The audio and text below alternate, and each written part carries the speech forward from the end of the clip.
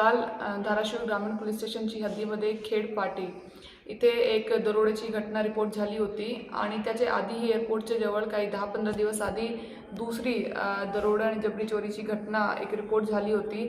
त्याचा शोध घेण्यासाठी आम्ही LCB-PIच्या नेतृत्वाखाली टीम गठीत केली होती। त्यांनी त्या गुन्ह्यामध्ये 4 आरोपीला आता अटक केलेला आहे आणि त्याच्याकडून 4 दरोडा आणि जबरी चोरी याचे गुन्हे उघडकीस आणलेले आहे। सोबतच त्यांच्याकडे 4 मोटरसायकल चोरीचे गुन्हेही उघडकीस आणलेले आहे।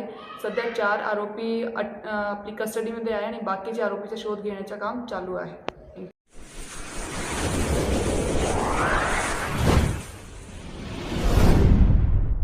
वीर महाराष्ट्र न्यूज चॅनलला लाईक आणि सबस्क्राईब करा। धन्यवाद।